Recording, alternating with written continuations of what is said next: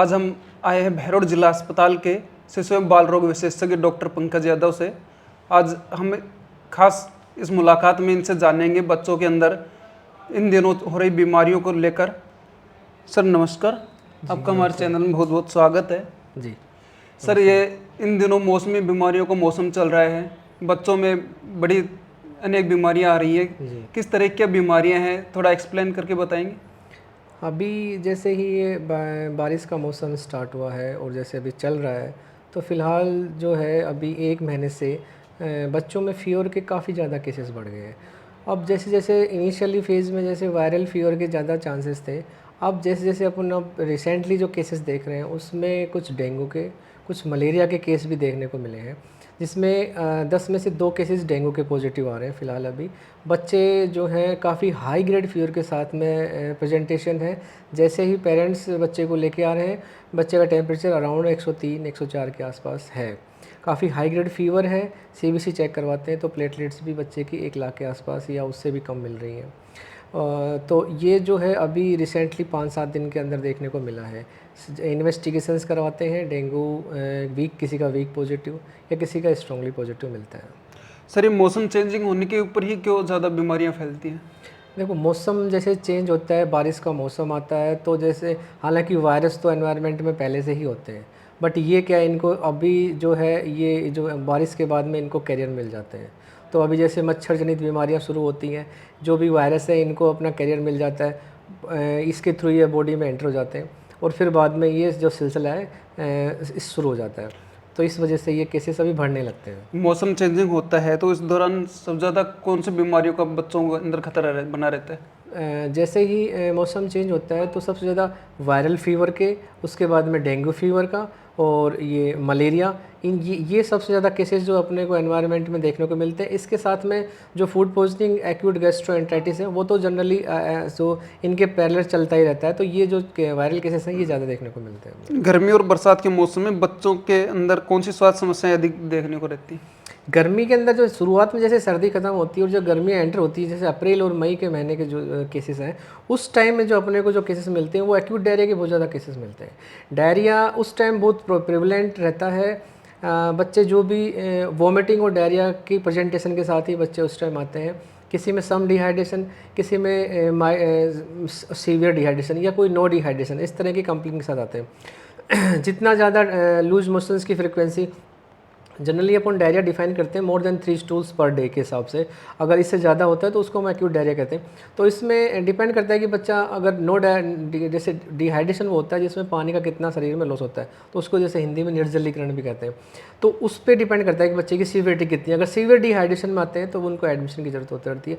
जैसे ही ये जो गर्मी का मौसम ख़त्म होता है और जैसे बारिश शुरू होती है, तो इसमें वेक्टर जनित जो बीमारियां हैं ये प्रिवलेंट होती हैं। उस टाइम डायरिया केसेस कम मिलते हैं। फिर अपने पास viral fever, dengue, malaria, chikungunya, ये सब देखने को मिलते हैं। फिर इन दिनों जैसे दिन में गर्मी पड़ रही है, रात को हल्की सर्दी भी होने लगी है, जी जी। तो किस तरह से क्या बचाव कर सकते हैं बच्चों को बीमार होने से, पेरेंट्स?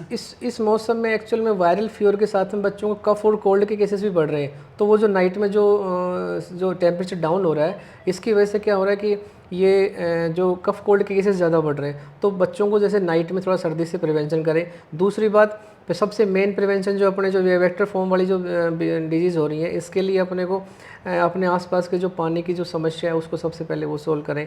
पानी ना जल भराव नहीं होने दें। कूलर में पानी है उसको चेंज करते रहें ताकि उसमें मच्छरों का ज़्यादा जमाव ना रहे। इससे क्या है, साफ़ सफाई रहेगी, बच्चों को थोड़ा स्वच्छ रखें। और ये इसमें जो जिसको कि सारे जितने भी वेक्टर बोर्न डिजीज़ है, ये जहाँ पे भी ज़्यादा अधिक जल भराव होता है वहीं से ही प्रॉब्लम शुरू होती है। जब मौसम जैसे चेंजिंग होता है तो बच्चों के खाने पीने को लेकर क्या चेंजिंग करना चाहिए पेरेंट्स को? इसमें जो मौसम चेंज होता है तो जैसे अभी जो जिस तरह का मौसम है, तो बाहर का जैसे फास्ट फूड है उनको अवॉइड करना चाहिए। इसमें क्या होता है कि वहाँ जो भी जिस तरह का पानी यूज़ कर रहे हैं, जैसे पानी पूरी है, ये बर्गर है, पिज़्ज़ा है, इन चीज़ों को थोड़ा अवॉइड करें। बाहर का जो भी इन्फेक्टेड जो वाटर है, इसकी वजह से इन्फेक्शन के चांस ज़्यादा हाई रहते हैं इस टाइम। तो इसमें जो पेरेंट्स हैं थोड़ा सा ध्यान रखें कि जो बच्चों को जो भी खिलाएं वो अपना होममेड जो खाना है, घर का बना हुआ खाना ही दें, उबला हुआ खाना दें। और पानी भी, जैसे कुछ बच्चे का कफ कोल्ड की समस्या हो तो मैं कहता हूँ पानी को भी अच्छे से उबाल के और नॉर्मल करके बच्चे को घर पे वही पिलाएं ताकि उस जो बीमारी को ज़्यादा बढ़ावा ना दे सके इसमें। कुछ बच्चे हैं जैसे जन्म के बाद तो माँ का दूध नहीं पीते हैं, तो ये किस तरह की समस्या होती है? इसमें जैसे कुछ बच्चे जैसे जस्ट बोर्न के बाद में मदर जो है 1-2 दिन तो बच्चों को जो फॉर्मूला फीड पे रखते हैं उस टाइम, और फिर उसके बाद में वो अपने ब्रेस्ट फीडिंग कराना स्टार्ट करती हैं। तो इसमें क्या होता है कि शुरुआत के 2-4 दिन तो बच्चे का जो मदर का जो निप्पल और बच्चे के जो माउथ में एडजस्टमेंट में टाइम लगता है, लेकिन पेरेंट्स इस चीज़ को नहीं समझ पाते। वो 1-2 बार देखते हैं बच्चा दूध नहीं पी रहा, वो गाय का, भैंस का या बकरी का दूध स्टार्ट कर देते हैं। फिर उसके बाद में बच्चा जो है सबसे पहले तो वो बोतल स्टार्ट कर देते हैं। बोतल का जो निप्पल होता है वो प्लास्टिक का और ईजी होता है बच्चे के लिए सक करने के लिए, और मदर के निप्पल में जो दूध खींचने के लिए बच्चे को एनर्जी चाहिए, ये जो एनर्जी बच्चे को वहाँ मेहनत करनी पड़ती है और यहाँ नहीं करनी पड़ती। फिर बच्चे को लगता है कि ये सबसे ईजी वे है, तो वो बोतल फीडिंग को एक्सेप्ट कर लेता है। इससे बच्चे के स्वास्थ्य पर भी कुछ असर पड़ता है? बोतल फीडिंग जो है उसमें प्लास्टिक रहता है। जो मोस्ट कॉमन न्यूबॉर्न में इन्फेक्शंस होते हैं न्यूनेट्स में, वो इसी बोतल फीडिंग की वजह से होते हैं। जितना ज़्यादा बोतल फीडिंग यूज़ करेंगे, वो एक ही बोतल को यूज़ करते रहते हैं बार बार, तो उसमें क्या होता है कि उसमें इन्फेक्शन के चांस बढ़ जाते हैं। उसमें सबसे बड़ा कारण जो इन्फेक्शन का जो इम्पैक्ट जो बच्चे पड़ेगा, आप 1 महीने पर जब बच्चे का वेट कराएंगे, बच्चे का वेट गेन ही नहीं मिलेगा। बच्चा 2.5 kg का पैदा हुआ था, 1 महीने के बाद देख रहे हैं बच्चा 2.6 के आसपास ही रखा हुआ। कारण क्या है उसका? बस यही वेट गेन इसलिए नहीं हो रहा। मौसमी बीमारियों के कुछ खास लक्षण? मौसमी बीमारियों में जैसे अभी कफ है, खांसी है, कोराइजा है, स्नीजिंग है। सबसे ज़्यादा जैसे अभी ये मौसम है तो इसमें बच्चे बहुत ज़्यादा छींकें बहुत ज़्यादा चल रही हैं बच्चों को, क्योंकि नमी का मौसम भी है, तो स्नीजिंग है सबसे ज़्यादा। नाक से पानी आना और आंखों से पानी, लैक्राइमेशन भी बहुत ज़्यादा देखा जाता है। जो नाक में इन्फेक्शन है वो आइज़ में इन्फेक्शन भी देखा जाता है। कंजक्टिवाइटिस भी बहुत ही प्रेवलेंट, वायरल कंजक्टिवाइटिस बच्चों में बहुत ही कॉमन हो रहा है फिलहाल।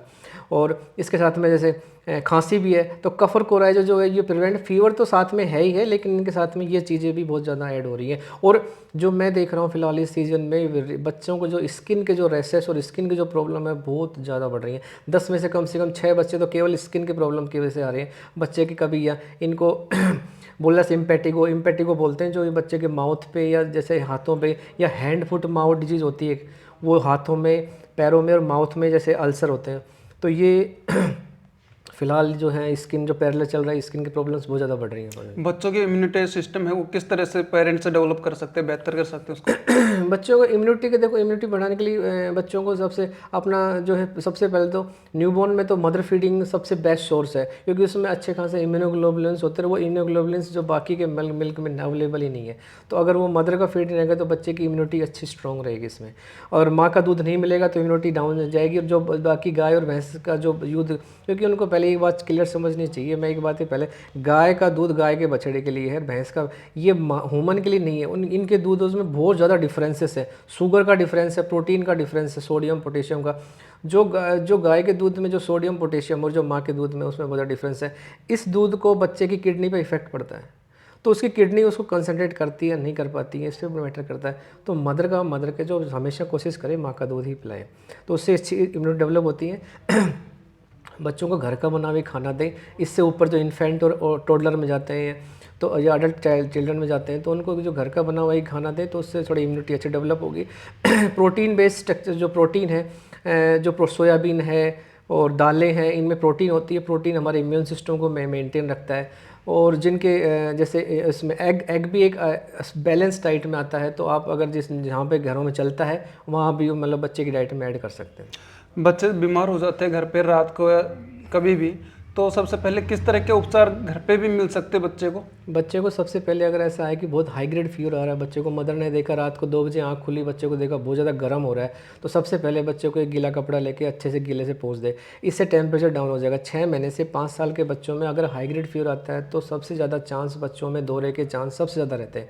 बच्चे को हाई ग्रेड फीवर आ गया और फिर कब दौरे आ जाए, आँखें ऊपर हो जाती हैं, हाथ पाँव कड़ले जाते हैं, तो ये ज़्यादा चांसेस, इनको फेब्राइल सीजर्स कहते हैं। और ये कॉमन रहता है बच्चों में 6 महीने से 5 साल के बीच में। तो घर पे आप इस चीज़ को, अगर अपने पास में कोई प्राइमरी मेडिकेशन पैरासीटामोल अवेलेबल नहीं हो पाती, तो पहले आप गीले कपड़े से अच्छे से पोंछ ले, फिर थोड़ी देर बच्चे को थोड़ा वेट करके, अगर नियर बाई कोई डिस्पेंसरी या कोई मेडिकल हो तो वहाँ से पैरासीटामोल अवेलेबल हो तो वो दे। ये प्राइमरी जो अपन घर पर कर सकते हैं। इसके बाद अगर नहीं होता है तो फिर बच्चे को अपने डॉक्टर के पास दिखाएं। तो ये है दोस्तों हमारे साथ जिला अस्पताल के डॉक्टर पंकज यादव, जिन्होंने बच्चों से जुड़ी हुई बीमारियों और उनके उपचार व लक्षण के बारे में जानकारी दी है। तो बच्चे किसी भी तरह से बीमार हों तो आप घर पर भी उनका इलाज कर सकते हैं। शुरुआती लक्षणों में, और उसके बाद आप घर पर ही डॉक्टर ना बन के उसे आराम मिले तो उसके बाद डॉक्टर संबंधित डॉक्टरों के पास जाकर उनका चेकअप करवाकर इलाज करवा सकते हैं। धन्यवाद। उसको उसमें रील देखने में मज़ा आता है। ये आदत हमने शायद पेरेंट्स ने डाल रखी है कि भाई ये खा लेगा, तो मैं अब उसके सामने हाथ से खिलाते हैं और फिर उसको मोबाइल देते हैं। मैं यही कह रहा हूँ कि सेल्फ फीडिंग इनिशिएट करो। आप ये बताइए, एक बच्चे के सामने खाना रख दो, उसके कपड़े वपड़े निकाल दो, आपको लगता है गंदे कर देगा। तो मैं ये कि पहले भी कही थी कि अगर आपने उसको खुद खाना दे दिया और वो दोनों हाथों से खाना खाएगा, खुद गिराएगा, तो उसको टाइम ही नहीं है मोबाइल देखने का। बिल्कुल। अब आप एक हाथ से उसको मोबाइल दे देंगे, एक हाथ में उसको खाना, तो दोनों चीज़ें तो फिर वो खुद ही आपने उसको खिला भी रहे हैं और दिखा भी रहे हैं। जी, दोनों चीज़ गलत है एक्चुअली। सही बात है। डॉक्टर साहब ने सही चीज़ बताई है कि उसको मोबाइल की लत ना लगाकर खुद से ही सारी चीज़ें करने देनी चाहिए। और जैसे डॉक्टर साहब ये चीज़ें बता रहे हैं कि मोबाइल एक ऐसी चीज़ हो गई है कि जब तक हम नहीं देंगे वो चुप भी नहीं होता है जी बच्चा। जी तो इससे इससे और भी बहुत सारी चीज़ें होती हैं, जैसे कि मोबाइल का रेडिएशन है वो बहुत ज़्यादा इफ़ेक्ट डालता है बच्चों के ऊपर, और जिससे मानसिक बीमारियां तो पैदा हो ही रही हैं। तो डॉक्टर साहब ने जैसे बताया है कि वही बच्चों को खुद से सारी चीज़ें करने देनी चाहिए, आप मोबाइल को उससे दूर रखें, या कैसे भी करके आपको दूर रहना ही चाहिए मोबाइल से। आपको खुद भी दूर रहना चाहिए, माता पिता को भी, क्योंकि बच्चे के सामने अगर माता पिता मोबाइल लेकर बैठे रहते हैं तो ये सबसे बड़ी प्रॉब्लम है, क्योंकि बच्चा ऑब्जर्व करता जी है ना डॉक्टर साहब? जी जी। अब इसमें क्या आपने ये सही कहा कि जैसे ये बच्चा वहाँ पे देखता रहेगा, तो जितनी ये अपनी अल्ट्रा वायलेट रेडिएशंस हैं जो मोबाइल से निकलती हैं, वो बच्चे के ब्रेन को इफेक्ट करती हैं, बच्चे को डेवलपमेंट पे भी इफेक्ट करती हैं। ग्रोथ बच्चा सही कर रहा है, लेकिन डेवलपमेंट बच्चे का प्रॉब्लम रहता है। ग्रोथ अलग चीज़ होती है, डेवलपमेंट अलग चीज़ है। ग्रोथ में बच्चा वेट गेन करता है, हाइट बढ़ाता है। डेवलपमेंट में बच्चा जो डेवलप हो रहा है, न्यूरोलॉजिकल डेवलप हो रहा है, फाइन मोटर्स में, बोलने में, लैंग्वेज में, सोशली, ये सब उसका डेवलपमेंट का पार्ट है। जी। एक दूसरी चीज़ अपने को देखने को मिल रही है, अपने ग्रामीण प्रवेश में भी ये चीज़ आ गई कि जैसे बच्चा थोड़ा धीरे धीरे बड़ा होता है तो हम उसको ये कॉम्प्लेन वगैरह या कुछ भी ऐसे न्यूट्रिशंस वगैरह देने लग जाते हैं। क्या इनके भी कोई साइड इफ़ेक्ट होते हैं डॉक्टर साहब? नहीं, देखो एक्चुअल में इनमें क्या है कि जो ये शुगर है, इसमें वही चीज़ है शुगर। मैंने आपको पहले भी कहा था कि बच्चे को शुगर कंटेनिंग चीज़ें मत दो। ये चीज़ें अपन ऐड कर देते हैं तो बच्चे के जो बॉडी से जो इंसुलिन हार्मोन से जो निकलता है ना, वो बच्चे के सैटिस्फैक्टरी सेंटर को डिप्रेस कर देता है। बच्चा उसके बाद में खाना खाना ही बंद कर देता है। दूध में कुछ प्रोटीन पाउडर्स होते हैं जो बिना शुगर के ऐड हैं, वो आप ऐड कर सकते हो। जनरली जो अपने जो मार्केट में जो लुभाने के लिए जो रख रखे हैं, एक्चुअल में मुझे लगता है इन चीज़ों का सेवन से बचें, ज़्यादा हो सके तो बचें। बिल्कुल। जिनको साइंटिफिकली जो चीज़ें प्रूव है, जिनमें शुगर, नो एडेड शुगर है, उन चीज़ों को थोड़ा सा यूज ऐड कर सकते हैं। प्रोटीन, क्योंकि मैंने पहले कहा था कि बस जैसे दाल है, सोयाबीन है या एग्स है, ये तो नेचुरल चीज़ें जो बच्चा खाए। अगर ये नहीं खाता और अपन उसको दूध को प्लेन दूध नहीं पीता है तो अपन उसमें कुछ प्रोटीन ऐड कर सकते हैं, लेकिन वो विदाउट शुगर ऐड करना है। जी, ठीक है डॉक्टर साहब, लास्ट में मैं एक सजेशन चाहूँगा सभी माता पिताओं के लिए कि वो घर में ऐसी क्या चीज़ें रखें कि बच्चे को जैसे फर्स्ट एड के रूप में, कभी भी चलो उनको जुकाम होती है या बुखार होती है तो घर में लगभग क्या करते हैं, सब पैरासीटामोल रखते हैं एक। जी जी जी बच्चे को भी वही देते हैं, बड़े को भी वही देते हैं। जी। यानी जहाँ तक ग्रामीण परिवेश में, क्योंकि हम भी उसी जी फैमिली से आते हैं तो सारी चीज़ें हम भी देखते हैं। जी। तो ये क्या चीज़ सही है ये चीज़ें? एक्चुअल में क्या है कि देखो, कुछ प्राइमरी मेडिकेशंस तो अपने पास रखने चाहिए, या फिर जो डॉक्टर की सलाह के हिसाब से कि भाई अगर ये हो तो ये दे सकते हैं। ज़्यादा जैसे जैसे बुखार है तो एक पैरास्टामोल अपने घर में रखें। कोल्ड स्पंजिंग कर सकते हैं, पैरास्टामोल दे सकते हैं। जुकाम में है तो कोई जैसे एंटी कोल्ड, और वो भी एक डॉक्टर की सलाह से ही रखें।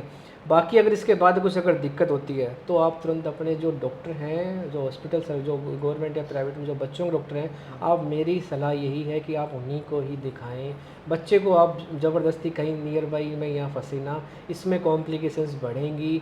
बच्चे को ऑब्जर्व करने का जो नज़रिया है, जो एक डॉक्टर बच्चों का जो 3 साल में जो एमडी में सीखता है, मुझे लगता है वो चीज़ एक्चुअल में बगल वाला नहीं सीख पाता जो कोई दूसरा डॉक्टर। तो उसको, उस डॉक्टर को पता हो जाता है कि ये बच्चा सीरियस है, ये नहीं सीरियस नहीं है, ये कितना प्रॉब्लमेटिक है। तो इस चीज़ का जो ऑब्जर्वेशन डॉक्टर में जो आ जाता है वो मेजर है, और उसके हिसाब से डिसाइड करते हैं कि इस बच्चे को भर्ती रखना है या अपन घर पे रखना है या इसको घर भेजना है। तो इन चीज़ों के लिए आप, मेरी यही सलाह है कि बच्चे डॉक्टर से ही दिखाएं।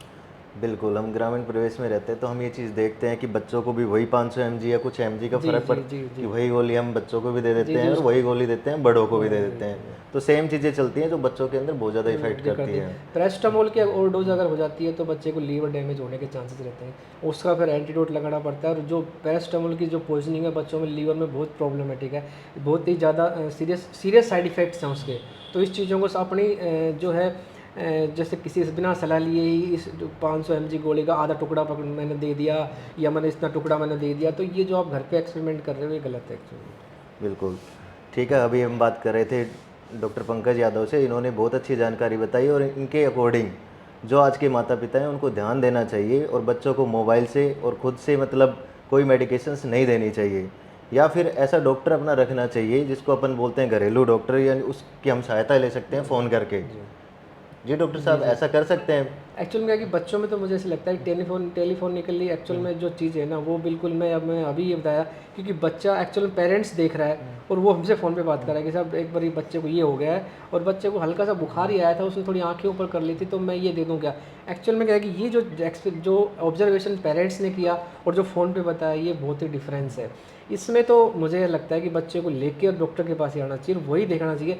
बच्चे के मामले में फ़ोन पे कंसल्टेशन की बजाय आप डॉक्टर को ही दिखा लें, ज़्यादा सही रहेगा। ठीक है, डॉक्टर साहब जैसे बता रहे हैं कि फ़ोन पे कंसल्टेशन ना करके बच्चे को सीधा डॉक्टर के पास ही लेके जाएं, जिससे कि आने वाली भविष्य की जो चीज़ें जो बीमारियां हैं वो उस पर इफ़ेक्ट नहीं करेंगी, क्योंकि अगर हम गलत दवाई देते हैं तो उसके साइड इफ़ेक्ट्स भी होते हैं और वो साइड इफ़ेक्ट आगे चल के बच्चे के लिए प्रॉब्लम बन सकते हैं।